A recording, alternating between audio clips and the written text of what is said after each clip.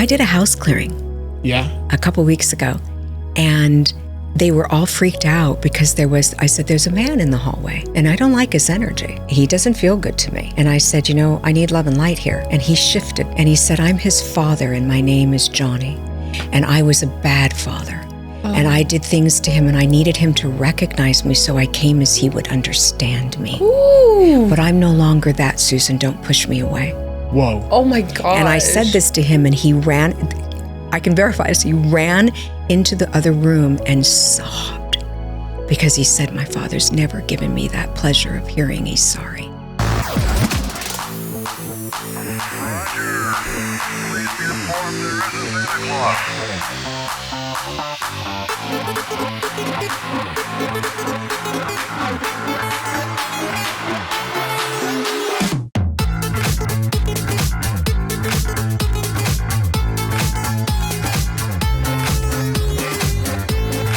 Welcome to the Acid for Squares podcast. I'm your host, Tanya Dahl. And I'm Cody Blue. And if you like what we're doing here, please like, subscribe, rate, comment. It helps us out a lot and we appreciate it immensely. And on today's episode, we have an extra special one. We have Dr. Susan Grau, who is an addiction and grief counselor as well as an intuitive medium.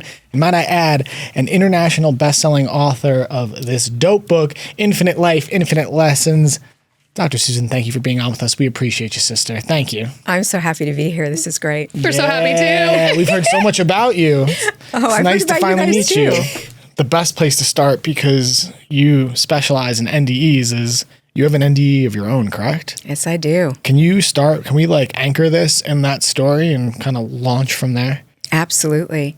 So I was 4.5 years old, tipping on 5, very close to 5, and I got locked in an unplugged freezer in a garage. I was playing fort with some boys, and they said if I got up and got them popsicles, that they'd let me play longer. And so I climbed up. I'm calling out the names. I'm facing inward. They closed the freezer door. I thought, surely I'm just having a game here. We're going to, it's going to end any time. And then I heard the thud of the garage door. And our garage was separated from our house by quite a distance, and I started screaming. My mother said she heard something that sounded like a cat in heat. There's a very high-pitched sound. Wow. And we had land. Yeah.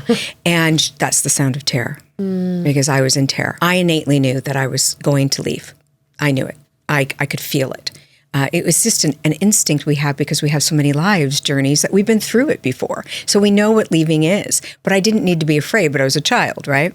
So I stopped screaming. I looked over and I saw these 3 lights and I kept screaming. And I heard, Susie, stop screaming. It was very firm. And they said, we're going to get your mommy. And I felt like they were saying, but wait, but not yet. But I didn't hear that. And I just felt like I was pulled from my body. And I was on the bottom of a stairway. And it was cracked and beautiful and Greco-Roman in nature. And I just remember this beautiful feeling of I have to get up to the top of this building. And the building was really an open Greco-Roman room. It had pillars and they were all cracked and broken. It was beautiful. And I wanted to get up because I knew the ceiling was open in a circle. And I thought there's something in the center of this room. And the minute I thought it, I was there on the edge of this well. Now, I'm a kid who wanted to know why I didn't see the tunnel later on in life, right? So I'm with Dr. Raymond Moody, who I studied under. Yeah. And I said to him, Raymond, why didn't I see the tunnel? Everybody else sees the tunnel. Why didn't I? And he said, did you ever stop to think that the well was your tunnel? That was not that long ago. It was an aha moment that took me back. I was overwhelmed by that. So I'm looking in this, what we'll call the well, but it was the tunnel, obviously. And I saw movement. Now, I'm going to explain this to you as an adult, not a child. But it looked like DNA, and it was moving in succession, and it was prayers and words, and it was one consciousness, and it was vast. And I could feel pain and joy and all these different emotions coming in one consciousness, but different words. So I would hear someone say, my mother has cancer. God, please don't let her die. And then I'd hear someone else say, I'm going to get a car. I'm turning 16, but mom and dad says he won't buy me a car because I got in trouble. God, please make him buy me a car. And I was hearing all these different energies coming through in words, but they were blending together as one consciousness. And if you think about it, most of the things humans want are very similar. So that made sense to me that it was one consciousness. We're all asking for the same thing, aren't we? Usually on our journey, sometime, someplace, somewhere. So I'm watching this energy go through, and I look over at these beautiful angelic beings, and I said, where am I? And they said, you're in the room of heart's desires. Now, I want you to understand, I'm going to call it the room. They used a different word, and I don't remember what it was. I think they said dimension, but I'm not certain. So I'm going to say room. Everything is going to say room. And I said, do you answer all those? And they said, no, Susie, sometimes what people desire the most isn't good for them.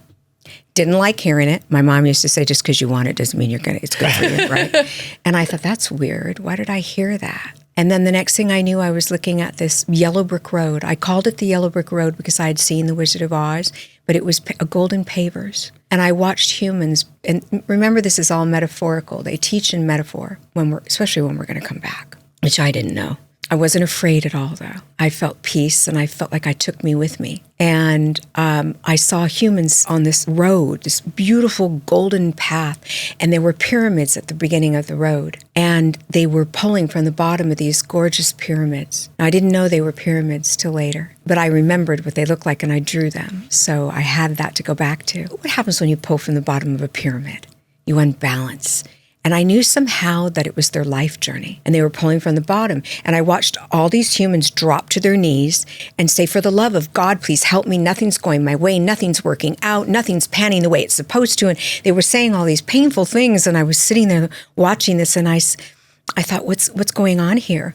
And I watched these beautiful angelic beings come in to swoop in, literally swoop in. And they started paving the path. But how they did it was they put all the pavers back, because the road was bumpy and crooked, and they pulled from the top of these pyramids, and the pavers were recreating themselves, hence past lives, future lives. Looking back, that's what I think it was. And they started paving this path, and it was beautiful and perfect. And I said, what are you doing? And they said, we are the pavers of your path. You are not. All you have to do is walk it. And I'm precocious, so I asked, how do you know if you're walking it right? And they said, we bless and block everything. And make no mistake, you can get through a block, battered and bruised at best, or you can shift. And if you see us blocking again, Susie, shift again. And continue that until you see us paving your path. What you try to control controls you, and what you run from chases you. I'll never forget the words. I've used them my whole life. I tried to control everything, by the way. I didn't listen. But I've never forgot the words. Surrender's the hardest. People always ask me, how do you remember this? And I say it had an impact on me. So for those of you that have watched The Wizard of Oz, you probably remember the ruby slippers, even though you haven't seen it for 30 years. And you remember Dorothy on the path, and you remember the lion and the Tin Man and how he cried, and they had to oil him. You remember those things because it had an impact on you. And that's what I felt was this intensive impact. So that's how I remember. And I've been there since, by the way. This wasn't my only journey there. Wow. So, and that's another whole nother conversation. But the next thing, they said some things to me that I consider to be private.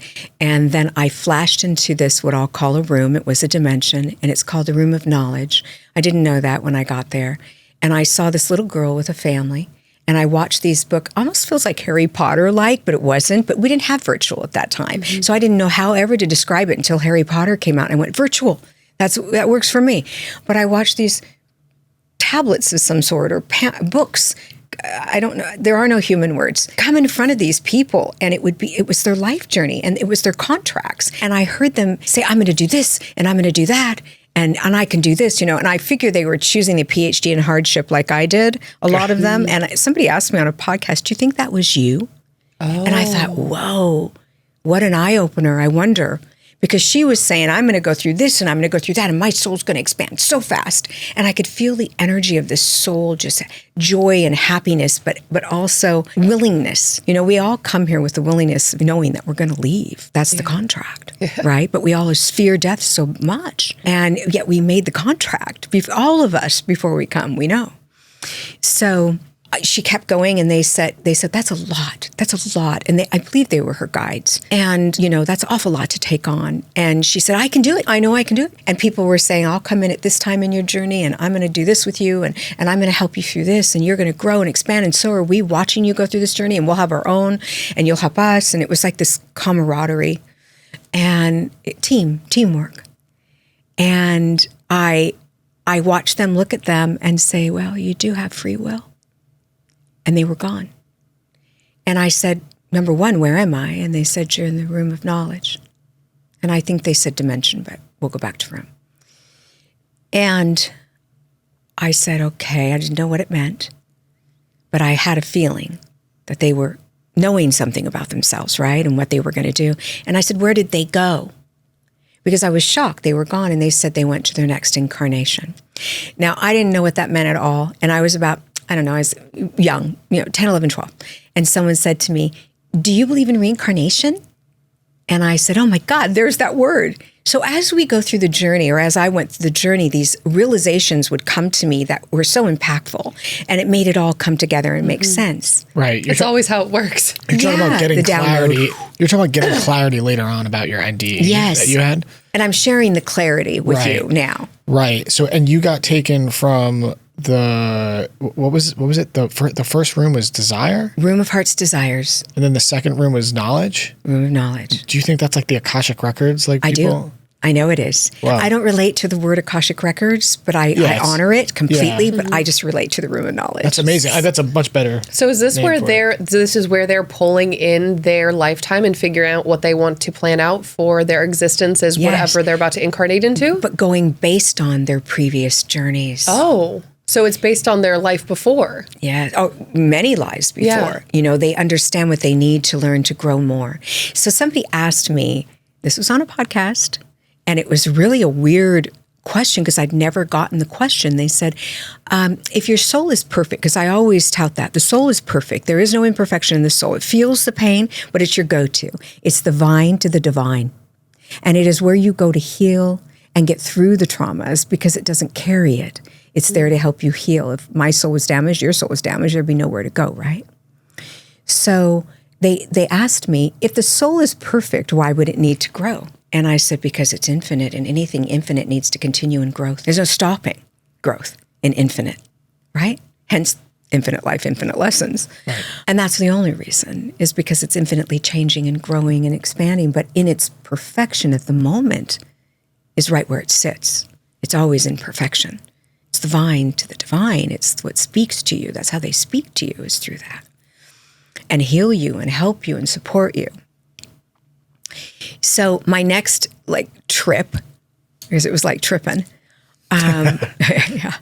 it was in this beautiful space where I saw animals everywhere. They were young and beautiful and running, and and I said, where am I? And they said, you're in the room of companions, or the space of companions. And with that, I transferred into this beautiful, not a garden, but it was expansive place outdoors. And it was all green, and everything was pulsating, even the blades of grass. Everything was alive, everything. And I watched the animals come up to me, and they were moving through the trees, and I got this need to turn. And I remember I was little, and I was sitting in this place where there were dandelions and daisies, but not dandelions and daisies that you'd ever see, and colors like I've never, ever seen on this planet. I saw a couple things in this place. One, I saw these beautiful angelic beings, and they were opening their mouths, and the words and the music came out at the same time. And I asked about it, and they said, the angels created music. You can call the angels anything you want. They're still the same beings. I understood. They come as we understand them, and I understood angels. And they said that they created the music to elicit change in you and feelings. So think about when you hear music, you can feel joy, you can feel rockin', you can feel sad, it's your jam or it's not your jam, but it doesn't matter, because if you feel it, you feel it, right? And it elicits the emotions they want to come out of you, to elicit the change they need in you. And it does it every time, doesn't it? Yeah, is that why sometimes you can have a song come on and it seems so relevant at that exact moment? You're like, this has to be one of my spirits or guides or something putting this song on, because this is too on point. Yes, yes. Your loved ones speak to you through music. Everything is music. Think about when you walk into a room and there's music, it changes your emotion immediately. Mm-hmm. Yeah. So it has so much power. Right. And they created it for that. We always say music's the only thing that can bypass a human's emotional defenses like that. That quick. Yeah. Yes. And it joins you together, doesn't it? Yeah. Yeah. It has a commonality. Unifies a space immediately. Yes. Yeah. Yes. That's what it's for. That's amazing. Then I saw this pyramid crystal. I don't usually share this, so this is only once in a while do I share this, but I have to share it with you guys because I can feel your energy and you're going to love it. It was filled with faces and figures, almost like Casper, but they were human, kind of, sort of. They were spirits. And I went to put my hand in this. It was like a clear mirror, but it felt like a pyramid. I couldn't get my hand through it. And I tried so hard, and they wouldn't let me in. This is why I don't share it. And I knew there were people I knew there, loved ones, and I wanted to get in. And they wouldn't let me. But what I learned later and understood later is that if I had, I wouldn't be coming back. That was the final crossroad. Oh. So sorry. Yeah, that's beautiful. I looked to my left, or what I thought was my left. I think it was just one big circle. There really wasn't a left or right, but I don't know how else to describe it. And it's all I have is human words, and that's all I can give you, an emotion. And there was this mountain, and there was this entity that was everything. It wasn't just an entity like we picture, like a God entity. It was everything. It was a deity. It encompassed everything, everyone, every spirit, every soul. It was everything. And I wanted to get up that mountain so bad. And I can remember feeling like I needed that love. And I couldn't get up the mountain, but it came to me. And it was like a beam. This intensive love. You've only felt it there, and we don't have the memory of it. But that's how we learn to love here. That's why we feel love. It's in our souls. We just can't get to that expanse. I think we'd implode here if we did, because it's so powerful. And I was everything, and I was nothing. I was just perfectly imperfect and perfection all at once. And I think I've been looking for that love my whole life, wanting to find it again, but I wouldn't be able to survive it here if I had that. But I have an expansive love, and we all do. And we just have to tap into it. And then I saw this like cobblestone type effervescent rainbow. The description's not enough, but cottage. And there was a pathway, and I watched a beautiful angel float out of this beautiful place. All I could think of was, I want to float. I hope I get to float. I want to float. I was a little girl still, and I just wanted to float, and I was, but I didn't know it. I couldn't see myself floating, right? So that's all I wanted. And I went kind of towards her a little bit, and then she said, "It's time to go. It's time to go, Susie." And the next thing I knew, I was walking by a river. And there was this, it was beautiful. It was our creation. Here I go again. And she said, "You're going to go through the water." And I thought, oh, they're going to clean me up for my mommy because I was out in that valley, in that field. That's what I thought. Yeah. That's not what they meant. And they said, we all go through water and it cleanses us and it's our purity. And they told me I was going to have a difficult life and that I would be okay, that they'd always be there, which they have been. And I stepped into it. I didn't want to, but I did. Because what they said to me before I did was, your mommy's waiting for you. And I think I was getting back into my human self in some way. I don't know how, but I was, and I knew exactly what that meant. I'd be with my mommy. And in I went. My mother said she heard 3 times, your baby's in the freezer. I was in there from anywhere from 20 minutes to 2 hours. Oh my God. I know it's somewhere in between, but we don't know when. Whoa. And we only know that because of when the boys went home. They could calculate it from that, but they could have been out playing. The fact that I'm alive is a miracle in itself. Yeah. The whole journey was. My mom said she went outside. Now, I can't get this perfect because my mother's not here to share it with me and remind me everything. But what I believe she told me was that she was going towards the garage door and it was down. And she said, Susie couldn't open that. She's too little. So she turned around and then something told her, she's in the freezer. And my mom flung the garage door open, went over to the freezer. And she said she spun me around and I was ashen. And I had blue fingertips, and she knew. And she started screaming and dropped me to go run and get help because there weren't cell phones. You know, she had to go to a corded phone.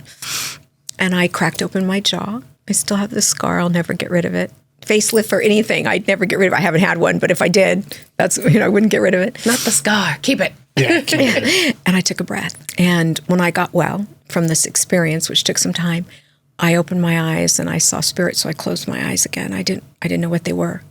And I opened my eyes again, and they were everywhere. And I thought they were the boogeyman. And I would cover my head and say, go away, and I'd pray them away, right? But they didn't. And after a while, I realized they weren't hurting me, and they seemed to love me and care about me. So I started playing with them. My family called it the creepy room. It was our living room. And I was playing, the Beatles. I was rocking out, and I was let's have a baby with Paul. Paul was always the one I fell in love with. And they got to have the others. And then I'd realize they weren't there. And so as though they wouldn't know I was lying, I would say, Daddy, I know you're in the shower and you're an expert in judo, karate, and aikido. And my dad did take judo and all those things, but I would say it out loud so that they'd go away because I was afraid. And they'd go, we're scaring her. And as though they didn't know my dad wasn't in the shower, right? Yeah. And he wasn't there. As though he could chop them, right? Right. I could just come out of the shower. Oh, yeah, you got my daughter. My dad knows karate. Yeah, it wasn't going to work that way. It's a child's thing to say. My dad can beat your dad up. Yeah, my dad, they're going to beat you up. Yeah. And then they'd come back and start playing with me again. And I spent my whole life like that. And after a while, they'd wake me up and say, wake up, I just died. I'm so-and-so's brother's best friend, and you're going to hear I died, and I didn't die the way they think I did, and please give them the message. And I didn't know what to do with that. But after a while, as I got older, I started writing it down, and it made sense. And time went on, and I called the Paranormal Society. Actually, at the time, it was UCLA, and they were doing a paranormal ESP. And I called them because my Nana came to me and talked to me, and I didn't know she had died. And that was pretty profound for me. And the next day I found out she had died. And I called them and they said, oh, you sound like a medium. And I said, what's that? They said, you talk to the dead. And I hung up and I never said a word. I was like, my husband's going to leave me. This isn't okay. But I would wake him at night and I'd shake him awake and say, I can go to sleep now. Because I'd be wide awake when they'd come and I couldn't move. Your husband didn't know that you had this gift? He didn't see me read. So I had a first husband for 10 years, and my second husband I didn't tell either. And we've been married for almost 40 years. Oh my gosh. Yeah. What did he say once you finally told him? He didn't believe me. When did you come out of the psychic proverbial closet? Yeah. I was already reading everyone that knew me Yeah. and telling people, and I became a therapist, and I would know things that I shouldn't know, like that they tried to revive their grandmother and their grandmother died because their grandmother was telling me, and they'd say, I didn't tell you that. And then they'd tell their parents and their grandparents and so on, because they would say, this lady knows things. And I was doing grief work and addiction work. And, addicts have a tendency to want to lean into this, right? So they were really interested when I'd know things. They're really interested in the afterlife, whether they're in recovery or not. It's very powerful to them. And I think there's a little clue there, I think they try to hide what they have inside through maybe addiction, because it is really strong and it's kind of a little bit scary, especially in my day. They'd lock you up, which they did to my mom.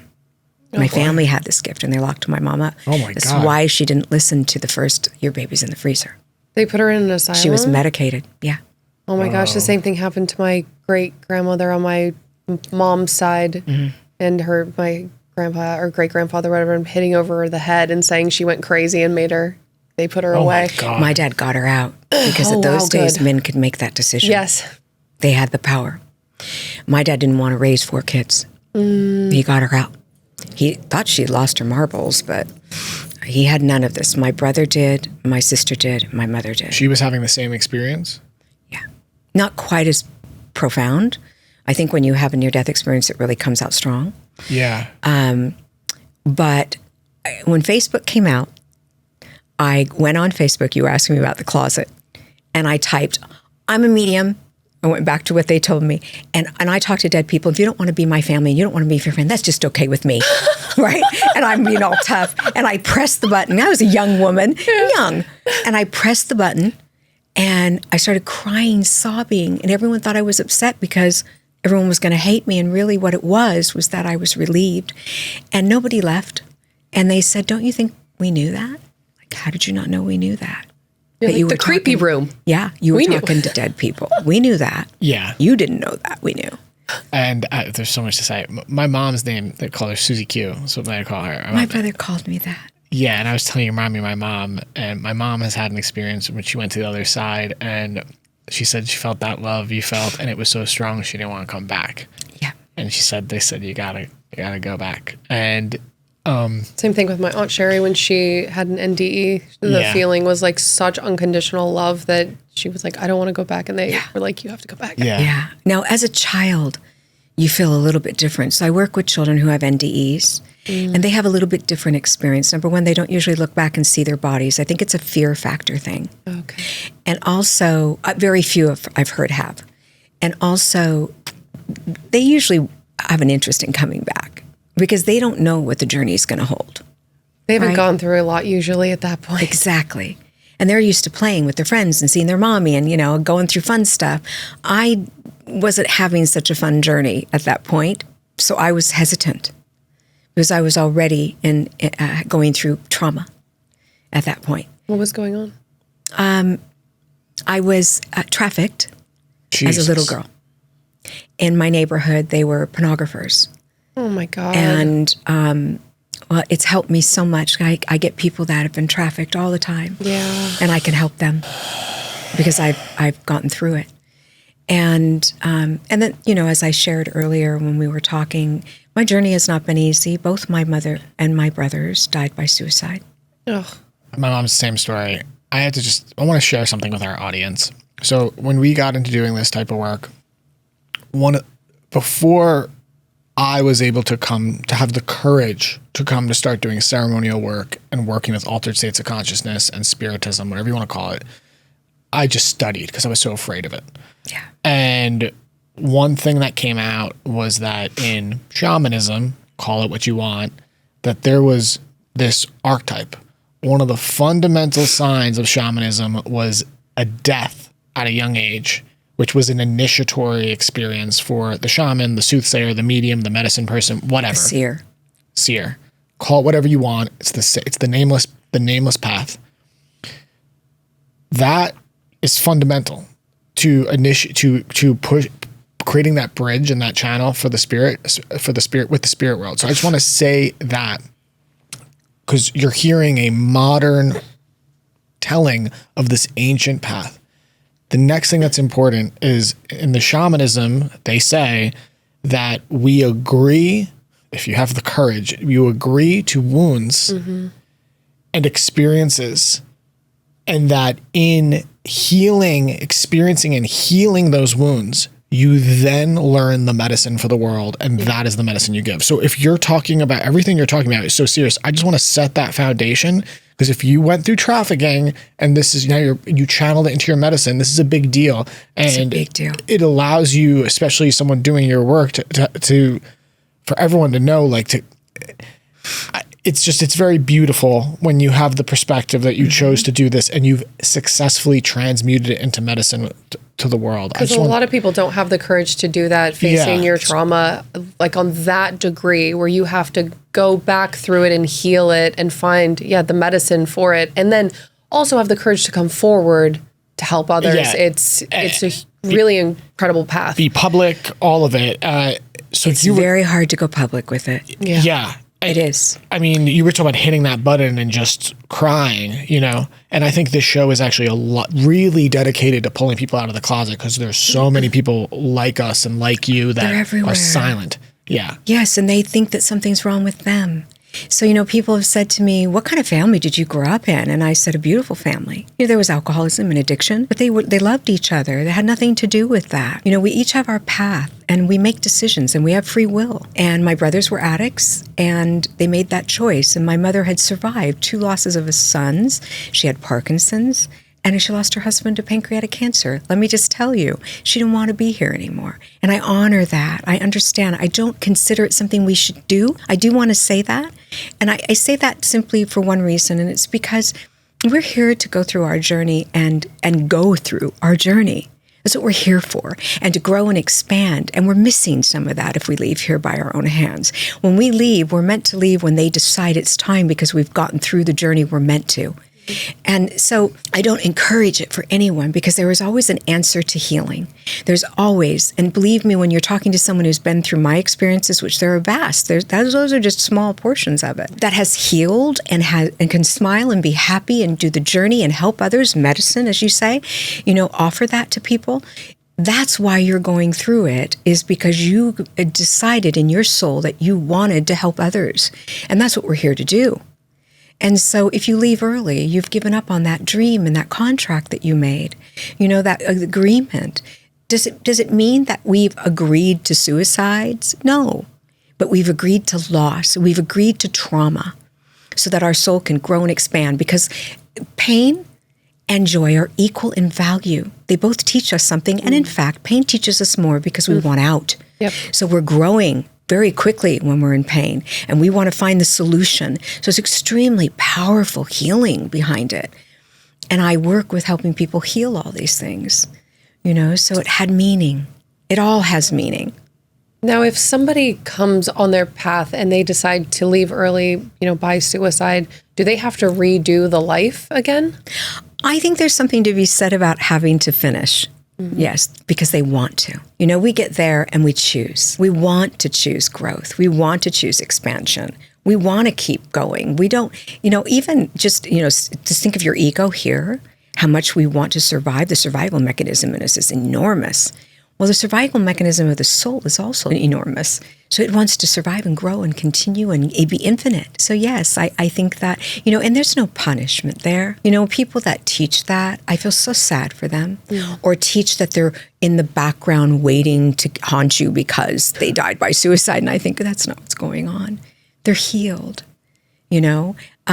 So but I really want to discourage it for the public, not because I think it's bad, but because I think that you'll recognize when you get to the other side that was probably not the best choice to make, that you had more to learn, and now your soul wants to learn it.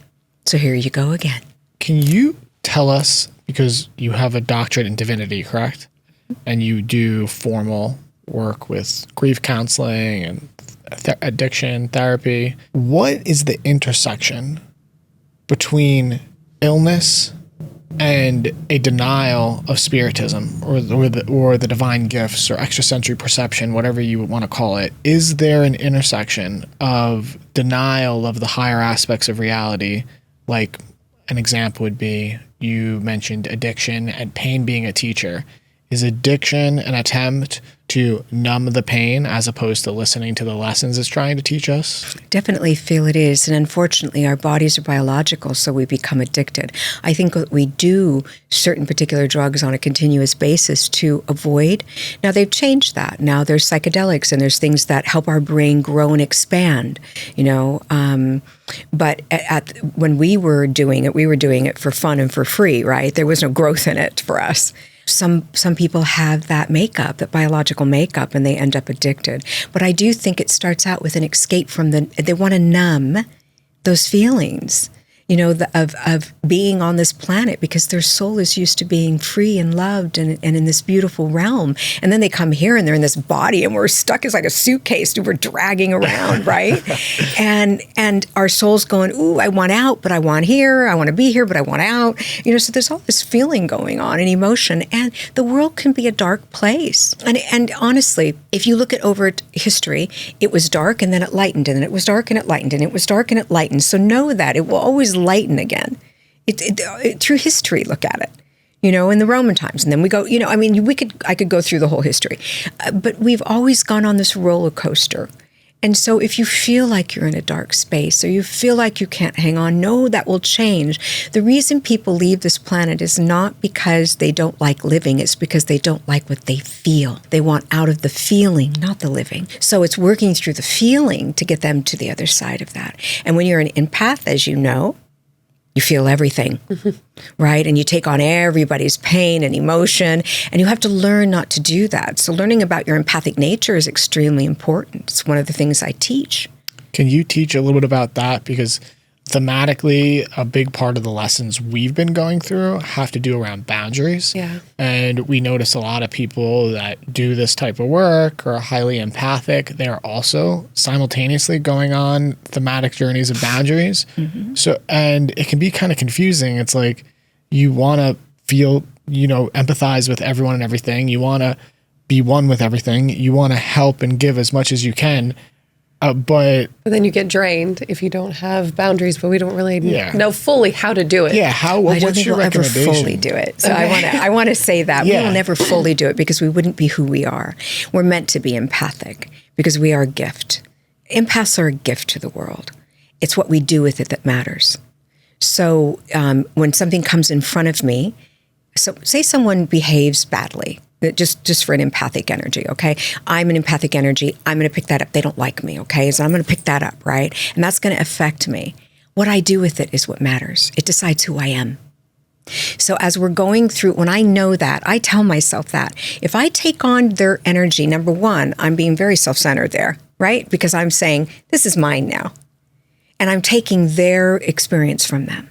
Because now they're healing me. They're going, oh, don't be upset. I'm so sorry I told you about that. I didn't mean to upset you. They're fixing me.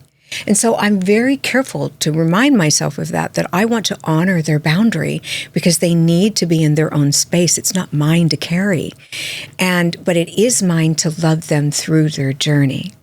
So when I go to the love space, I can release the energy of the negative or the pain and step into the love base. What can I offer this person? That decides who I am. I can offer them my pain with them. I can say, oh, I know exactly how you feel, girl. Right? And I'm taking it all on. And I'm in all that pain and suffering with them. And they're going, I'm so sorry I told you this. I wish I wouldn't have been. Now they're fixing me. Or I can say, what can I do? What can I do to right that wrong for you? What can I offer you? Is it just my ear? Because I can do that. And what I do is I picture a balloon around me or a bubble around me. And I love bubble gum. I'm coughing. I chew it every night. I wake up in the middle of the night, like 3 o'clock in the morning. I'm still chewing it. I'm going to choke one day. Oh my God, that used to be me. I used to go to bed with gum in my mouth. It's so bad. It's so bad. And I'll wake up from that choking. I know they'll wake me, but I'm just saying something's going to happen here and I'll stop doing it. No, you got it. Yeah, cancel. Not the way I want to go. That'd be kind of a funny comment, wouldn't it? She died from chewing bubble gum. It's like that, was that Willy Wonka in the chocolate factory? The girl had chews the gum. But I picture that blowing a bubble gum balloon around me. And everything bounces off. Some people picture a, what are they called? The disco ball? Disco ball, yeah. With a hole in it dropping over them. Yeah, shout out to Cindy. Our friend Cindy says that, Yeah, I picture a mirror absorbing it. Yeah, the mirror ball effect. That's what we use as well. It absorbs it. But I know, too, that part of my humanness and part of the beauty of me is to step into your energy and to witness what you're witnessing so that I can then be of service. But I will not be of service if I take it on as mine, will I? So that stops me. I almost say to myself, how dare you, Susan, think that it is your right to take their pain? Yeah, it is interesting. There is some subtle ego. Yes. And it was hard for me to realize that on the journey. It's hard to do. Yeah. It's hard to do. But when it's kind of like I tell people behave the way they behave because of who they are. How you respond decides who you are. Yeah. So I remember that in my journey. You know, if someone behaves badly, how I respond matters because it decides my nature. So even in empathic energy, when I'm trying to help someone, how I respond matters because it decides my nature and my own healing. The less we're healed, the more we react. The goal is to respond, not react to empathic energy coming in. Yeah. Susie Q, and I think Tanya would ask the same question. I'm going to call you Susie Q now. Yeah, well, my brother used to go, oh, Susie Q. Yeah, right? Our mom. Yeah. One of the things you said that was so profound to us and really resonating right now was in your first NDE experience where the angels, or your angels, they said, we bless it or block it. Yes. And until you follow the path that opens, that we're going to keep blocking it. Can you expound upon this? Because we feel like this is very profound for us. And, you know, we definitely can try to control things sometimes and not surrender to the flow of things. And can you expand on this teaching? Absolutely. So if you think about a block, it's a hard stop. And what we do is we say, I know it's supposed to be this way. I just know it. And you get everybody and invite them all in to bang their head against that wall. Right? Come on, help me. I know it's supposed to be this way. We're going to make it work even though it's not. We're going to figure it out. Let's figure it out. Let's figure it out. That's what we're doing. And what they're trying to say is that if you figure it out long enough, you will get through it, but you'll be battered and bruised at best because it's not meant for you. So they put a hard stop in front of us. It's our probably in our best interest to listen. Right? Because we're not going to bang our head against the wall. What happens when you bang your head against the wall, you just get dizzy and crazy and injured, right? And you think you failed, but you haven't. It's just a shift. That's all they're looking for. Because for some reason, whatever it is you're trying to lean towards isn't for your path. It's not a failure. Once you recognize, oh, they blocked that, that's a success. Because then you shift again. And if the block is there, you shift again. And before you know it, you're on the exact path they want you on. And there are always obstacles on any path. I mean, you can't take a path without one, even if it's a little pebble. You're going to see an obstacle. The goal is to take the path that is paved. We are people that take the path that is not yet paved. We do it all the time. And when the block comes in front of us, we go, what's going on here? I have to get through it. I have to do it. Just shift. It's that simple. So it's okay to take the path that's not yet paved. But when it doesn't pan out to a paved path, it's time to go a different direction. Because the truth is, think about what you try to control. You can't stop thinking about it. You can't get over it. It controls you completely. Yes. And think about the things you run from. They always chase you. You meet a narcissist, you don't learn from it. What happens the next time you get in a relationship? Next narcissist. Yes. You run from it, it chases you because there's a lesson in it. And if we could just go to the path, we'll learn the lesson. But we don't do that because we are creatures of habit and we want it our way. It's like you were talking about Willy Wonka. Don't care how, I want it now. Yeah. Right? And we'll do anything we can. And that is such a typical feeling for everyone. Children grow up with that. I want it now, Mommy, give it to me. We're doing it all the time. But the goal is to recognize that what we want is not always good for us. Yeah. The first time I ever worked with ayahuasca, I had a life review basically, and it showed me all these steps of everything from good to bad and everything in between of how I got to where I was and why it had to be this exact moment that they were explaining to me what my purpose was and what I was supposed to be doing. So I know you were really young when you had your NDE, so it's probably a little bit different. But do you notice with people that have NDEs that this is a thing that they show them their purpose or they show them their path leading up to this point? I need to pause, please. I have a spirit talking to me for you, and I'll give it to you at the end, but I need them to back away, and they won't. Go ahead. And so, let's dance. What? Permission. I said, let's dance. You have permission. Okay, we have a dance? Okay. Yeah. You have two, actually, that I feel around you. One is Vincey Boy or something like that. That's my mom's brother who died of essentially suicide. Oh my gosh. So, That's what we're talking about. Well, he put himself in a really bad position to lose his life. Yeah. Yes. That's what he's telling me. Yes. So, yes, it was essential it was suicide. blue suicide? Oh, sorry. Yep. He just wants everyone to know he's here and he's okay and he's loving what you're doing. He wants to tell you that he is a support system for you. Please tap into him. You also have this beautiful, what I want to call a cross on her chest Christian woman. She has an M name like Mar something, Mari, Mary, Margaret, something like that. And she's telling me, my boy, she wants you to know she's here. She also is acknowledging your father, so she must be on your father's side. And she's telling me that she got sick. She got sick and she left really rapidly.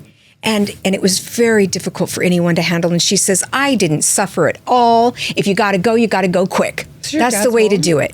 Yeah. And she's saying, I love you so much. I'm so proud of you. And she says, tell all the kids I'm around. And you let my son know that God really does exist. And he knows that, but you let him know I know.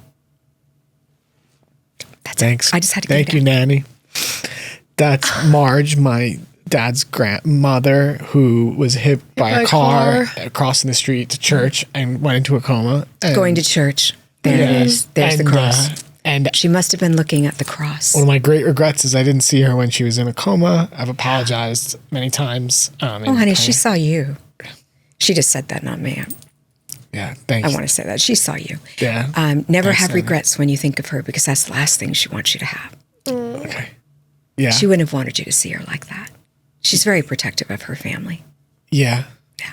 Okay. Yeah. I love you both. That's amazing. And thank you for sharing that. I think Vince was in things he shouldn't be in. Yes. I'm just going to say that. And he almost set himself up. He did. But because he was frustrated with his journey. He struggled. He had struggles. But he said, you know what? I'm great. I'm doing great. I'm not coming back till I see my sis. He just wanted to say that. He's waiting. And she's got a long journey. Is that your mom? That's my mom. She's got a long journey. Good. So, he's waiting. Thank you. That's amazing. So my Uncle Vinny was murdered.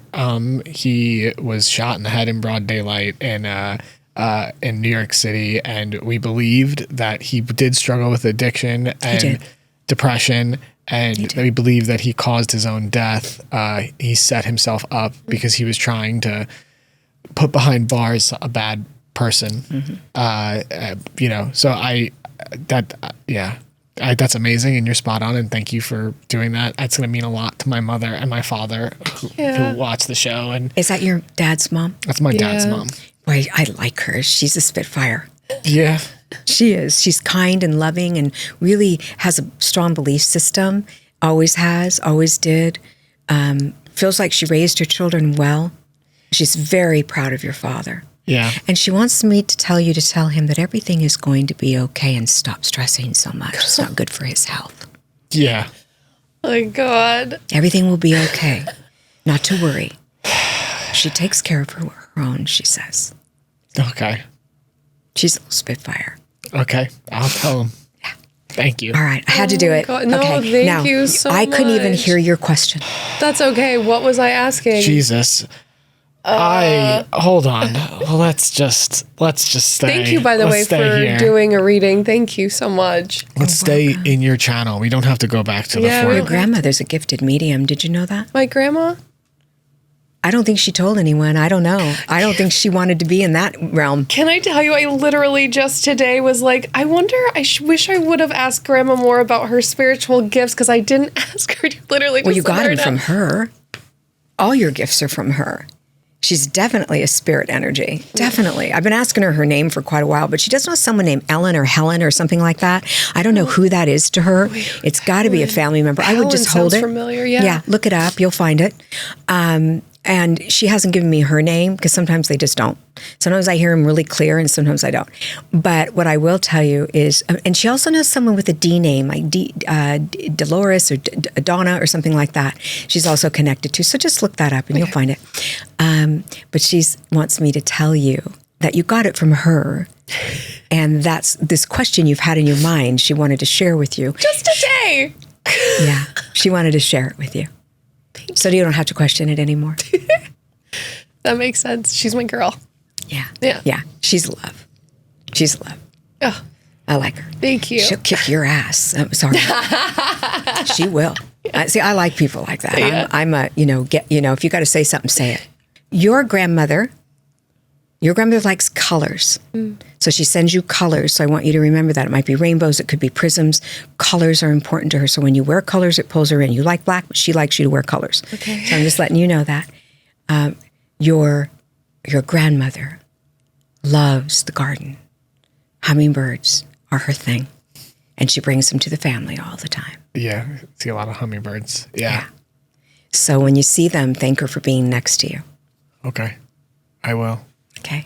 I will. All right, that's it. I'm over. So what happens to me? Yeah, well, hold on one second. Let's first off thank you. Yeah, thank you. And you can leave the channel open and whatever comes through comes through. There doesn't I don't think she closes it to down. close. Yeah. So the other thing is, okay, because I wanted to ask this question when you were talking originally. You were speaking how the spirit world speaks in symbols and metaphors. Yes.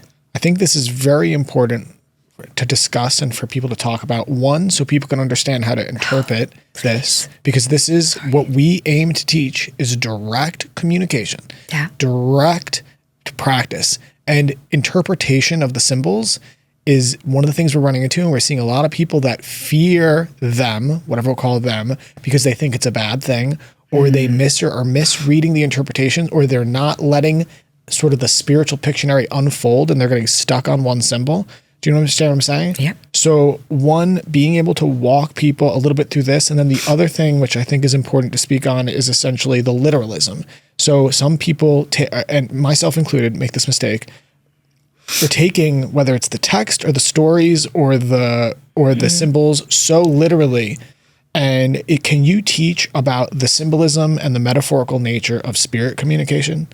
So I just wanted to say somebody in your family is having a birthday or just had one. And your grandmother's acknowledging and saying happy birthday. It's your dad, probably. My dad's birthday. Okay. It was his 70th Turned birthday. 70th. But they also might be acknowledging a birth of a child that's about to happen in a couple that could be weeks. it. Yeah.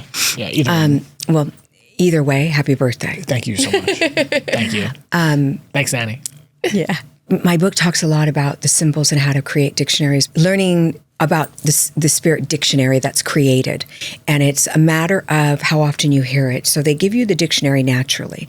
So if I see a balloon, which is what I saw, go up in the air, I already know it's birthday or birth. I already know it because I've seen it so many times and it's always correlated.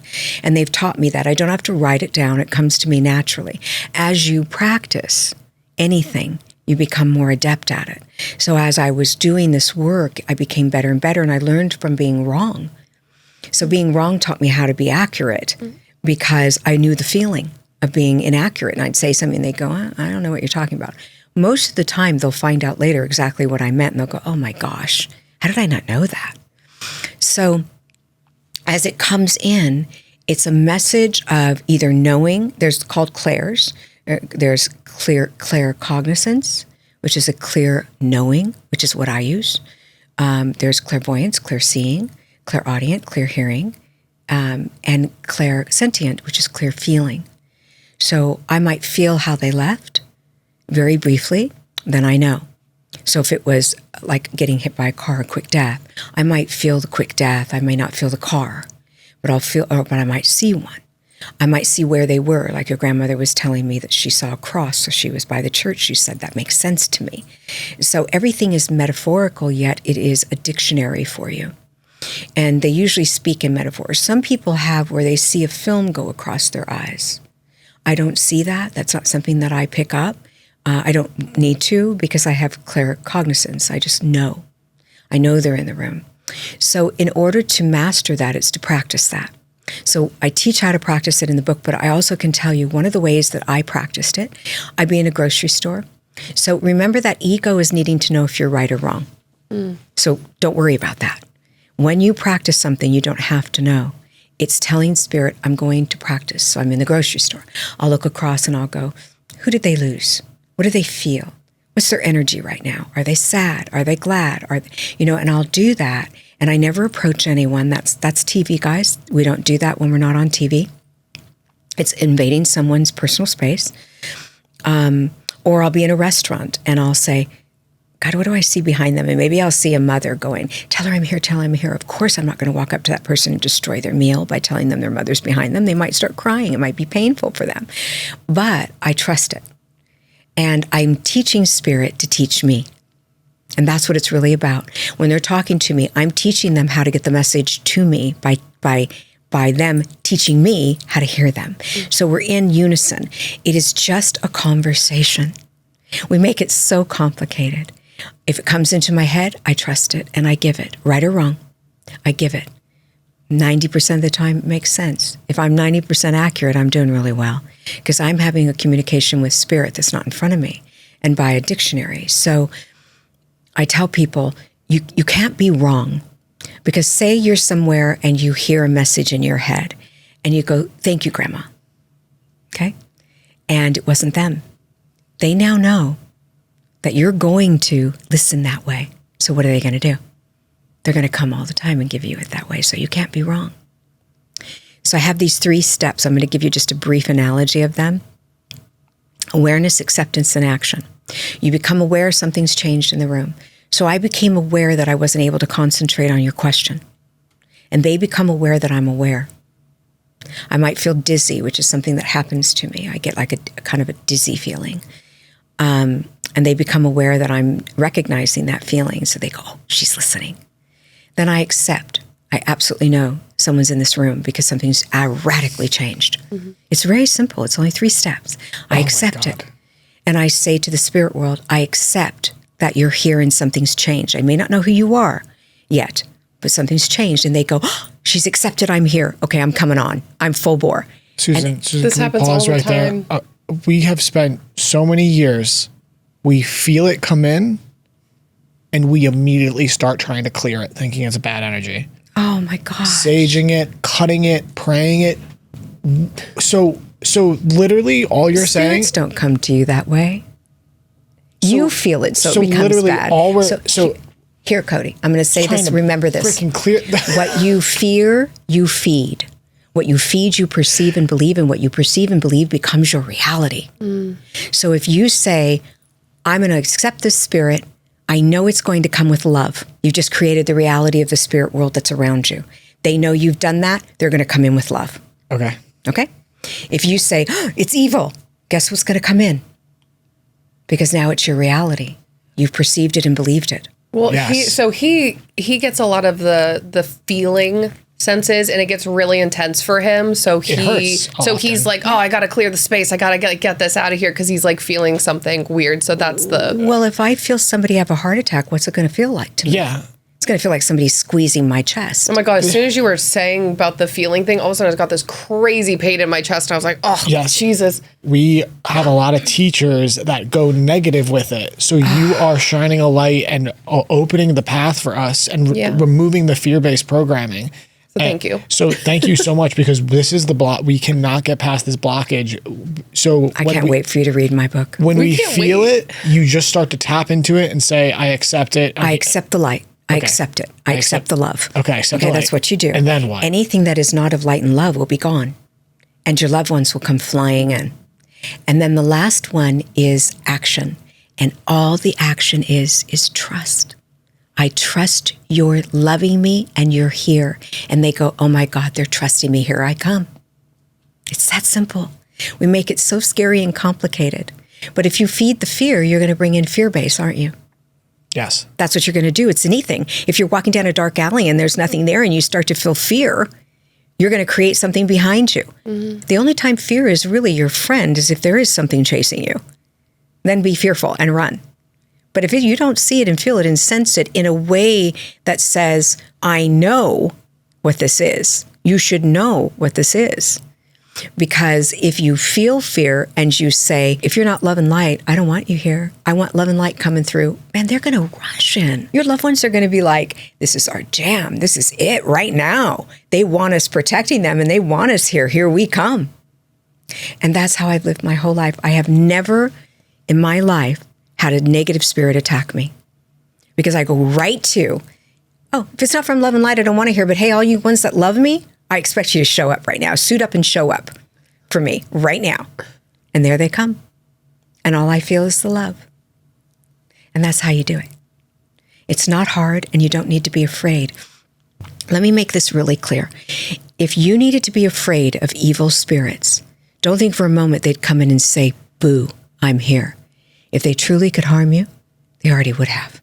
They'd be throwing knives at your chest. Yes. If they were that powerful, you'd already be dead. I say this all the time. I'm like, oh yeah, they just violate our free will. Because as soon as we say, we shut it down, whatever prayer, whatever we say, it's gone like that. I'm like, don't even use the word violate. Use the word light and love. Light and love. That's it right there. We've been That's using a clearing agent of that, light and love, 100%. But now you just gave us the language for a connecting agent, that language that is connecting, that has the same filter on it. You just changed our lives. Yeah, thank you so much, because we have spirit stuff happen all the time, spirit communication. I've seen ghosts since I was a kid, and we, both have different forms of the clairs, and so it's really, really helpful hearing what you're saying, so thank you. Last week, in a dream, Tanya got met with a friend of hers who died in her childhood home and said, are you ready to begin your spirit communication? And began training her in her dream, and this is about 3 days after we did a clairvoyance panel, or I did, and we really realized that we wanted to start giving ourselves to this work, especially outside of a ceremonial context, working with plant medicine. So, this is huge. You are safe. If you weren't, I can guarantee you'd know it. Yeah. Okay. We feel Make safe. no mistake, they wouldn't just come in and go boo. Susan. And I did a house clearing. Yeah. A couple weeks ago, and they were all freaked out because I said, there's a man in the hallway and I don't like his energy. He doesn't feel good to me. And I said, I need love and light here. And he shifted and he said, I'm his father and my name is Johnny. And I was a bad father. Oh. And I did things to him and I needed him to recognize me. So I came as he would understand me. Ooh. But I'm no longer that, Susan. Don't push me away. Whoa. Oh my God. And I said this to him and he ran. I can verify this. He ran into the other room and sobbed because he said, my father's never given me that pleasure of hearing he's sorry. Oh, I got chills. Yeah. So he came so that the way that you would understand them. So if you have somebody who's like a drug addict and they treated you badly, or they abused you as a child or whatever, how are they going to come through? They're going to come through where you recognize them. If I said to you, oh, that person's here and they're filled with love and light and they're so amazing and I love their energy, and didn't tell you what I'm feeling, the negative part, you would go, that's not my loved one. So they come through so that you recognize them. Right. And as soon as you recognize them, they'll shift. That's so wild. I've never heard of that before, that if there's like an entity that seems, or a spirit that seems negative, that you can change them like that. Susan, Well, they've been changed. Already, because They've been changed. Now, what we deal with dark things is imprints. And I will tell you this. I have had a spirit come to me that was a sociopath. I worked with sociopaths in my career. And I had a spirit come to me that left the planet prior to letting go and went through me, and it freaked me out. But I had a shared death experience with him, and I watched him go to the light, and then it all shifted. But his imprint was there, right? Because now I experienced that energy, and I could feel it go through my body, and it was like freaking me out. Is that what you mean by imprint? Imprint, it hits your body? Energy imprints. Yeah. So if I pick up something of your grandmother's, I can feel the imprint of that energy. Yes. I might even be able to tell you who it is, Yeah. right? If you hand me something. Because the energy imprints, but that's an imprint. And that's that dark stuff. That's the imprint. If you go into a place where people are murdered, I went into remember when Megan and I went, she Shout out filmed Megan. me. Yeah, shout out Megs. She filmed me doing a antique store, and I went down into this lower level of this antique store, and it got freezing for me, and I went, oh my God, there's so many dead bodies that were in here. It's like an ice box. Come to find out, it was the mafia owned it, and that was where they iced them. Whoa. Right? I was like, whoa. And I did a film on the Black Dahlia, and I went to the hotel, the Biltmore Hotel. She showed up. And so did the energy of the person who killed her. Oh. And I had it, I actually unraveled it and what he did to her. I had the whole story, right? And we were standing in the hallway, and you can see her come in through the wall. And I'm like, she's here. And all of a sudden the elevator door opens and closes. And I went, that's weird. Nobody was near the elevator. Did it again. And I went, okay, that's really weird. Kept doing it. It kept opening and closing and going down and coming back to our floor. Nobody had pressed the button. We were the only ones on the floor. And we have it on camera where it just opens and then the door doesn't close. It just sits there. And I said, she's standing there looking at me. And we kept her on camera. So was she dark? Her experience was. Definitely felt dark to me. Was she dark? No. But her experience was. So therefore, I felt the imprint of her experience. Wild. So for me, it felt ugly and dark until I said to myself, love and light. I need love to come through. And there she was, shining. Like in that elevator, just shining. Peace, joy, happiness. But she had to show me. Wow. And the way she did it was through the darkness. Wow. Okay. That's how ghost hunters get rid of the ghosts. As this show is getting bigger, we have people like yourself who we just get to meet, right? And we don't fully understand all of their cosmology. I'd say the thing that we're experiencing the most is no matter how deep on their journey they are, how real their practice, it's always filtering through their own trauma. Yeah. And when it goes dark, there's a certain, everything, reptilians, evil this, evil that.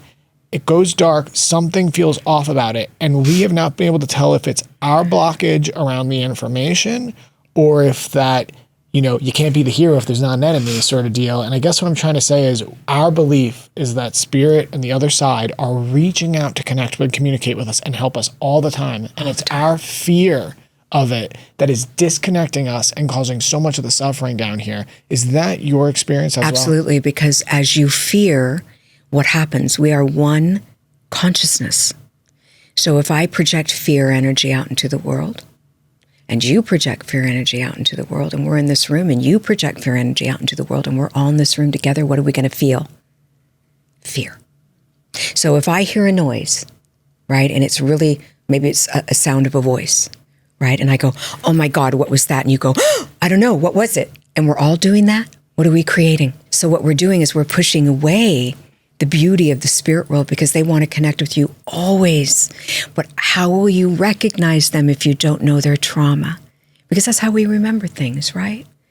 So if your grandmother's a grump, let's just say, and she comes through just love, you're going to go, not mine, not mine, and I'll go, and then I'll be sitting there with, my pants down, basically. What am I going to do with that? Yeah. Right? So I asked them to come in as they were here. And they come in and go, I am really angry. Well, then you'll say to me, my grandmother was always walking around going, I am really angry. Always mad at someone, So that anger might feel like something we need to fear because it's powerful. It has to come through powerful, or me as a mere human wouldn't hear it or sense it or feel it. It's quite basic. We just complicate it. And so when we do shows where, like the Black Dahlia, my goal was to bring her light in after I dealt with the dark, because I want that light to come through, because isn't that the goal, right? Is to feel that. So that was what I did. That's beautiful. And I love it. That's I love so doing beautiful. it. You're an alchemist. You're transmuting energy. Yeah. That's beautiful. I have another question for you is, can you talk about the effect when you're doing your work, when you're channeling spirit, if you are in the field of someone else or a group of people that are cynical, let's call them non-believers. I call it like a closed channel, or they make us feel like it's squeezing the channel.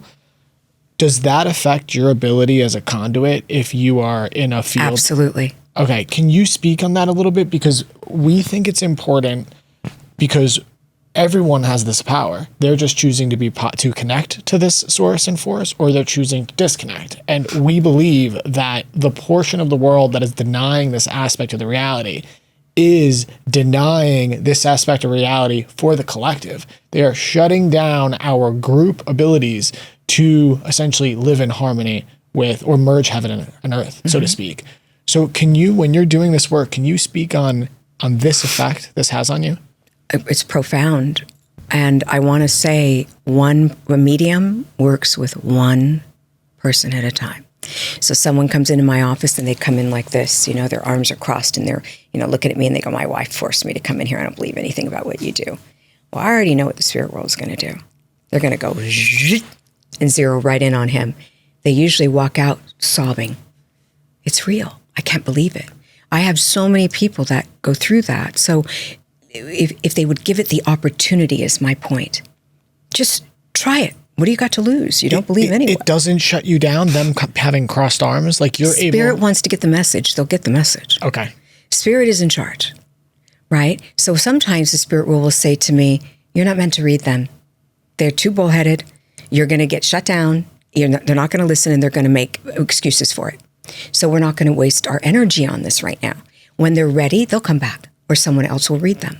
So I just go, okay, and I kind of shrink because I always want to get the information, right? That's my job. A good medium will refund them. I want to say that if you go to a medium and they can't read you and you don't believe what they told you and they don't refund you, something's wrong with that medium. Just know that. You deserve to learn, right? And to be honored. But if you go in challenging the medium, so a lot of people come in and they'll say, I need this one thing, and if I don't hear it, they're not there. They miss the whole message. Yeah. And it's a beautiful message. They probably stood in front of me and said that one thing. I just didn't hear it. I'm having a human experience. So we all are, but we aren't just souls having a human experience. We're humans having a soul experience. And when we recognize that, we can meld those two together. But so many people are so afraid of that truth. It's beyond me, because if it's not true, it won't matter. And if it is true, how amazing that you've stepped into it. But it is blocking some things. But I have to say the spirit world's empowered. And if they want to remove that collective that's being damaged, they're going to remove it in some way. They're going to get through it. They're going to bust through it. They're powerful. They're not up there going, I think small, like humans. I can't help them. They're not doing that. They're like, okay, it's on. Let's do this. They'll do something like they'll lose a loved one, and then they bring their spirit while they're sleeping, and they can't deny it.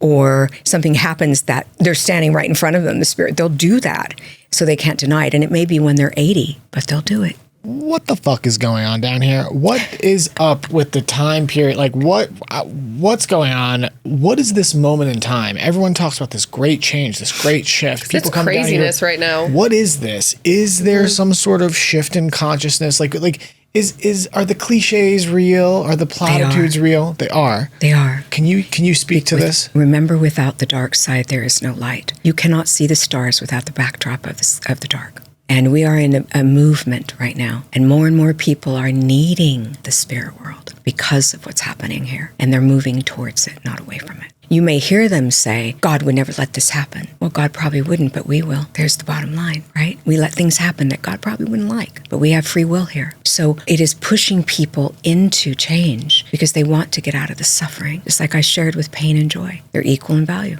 So right now, we're in a shift, a conscious shift. And what's going to happen, I'm hoping, is that spirit will get the word out strong enough and powerful enough that more and more people will lean into them because they'll have to. And we've created that, unfortunately. If we just fucking lean into them, we wouldn't have to be going through what we're going through. Yeah.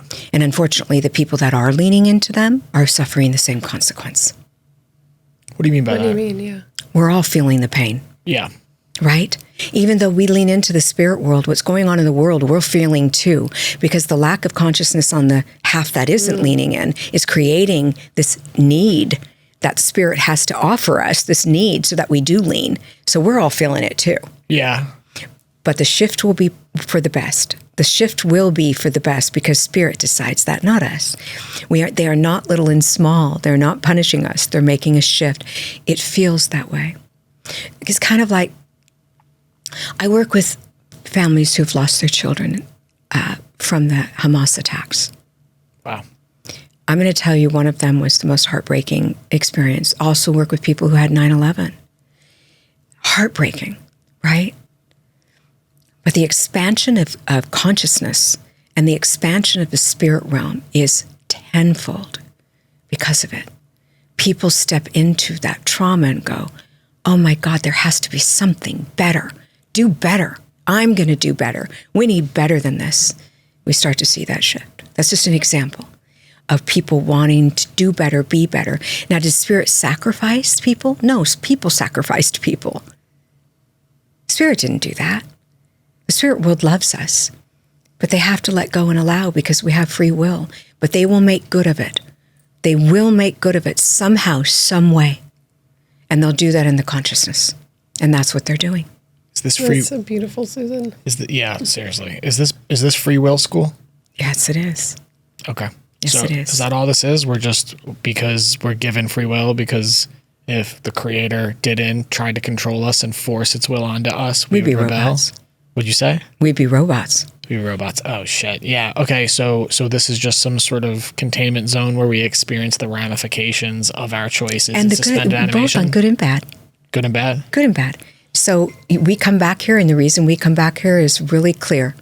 We come back here and we want to be here because we want to experience the gamut of emotions. So if I were to say to you, hey, Cody, hey, Tanya, I'm going to let you experience every single emotion to the fullest: love, joy, sex, margaritas, I don't care what it is, to the fullest. You're going to experience it fully.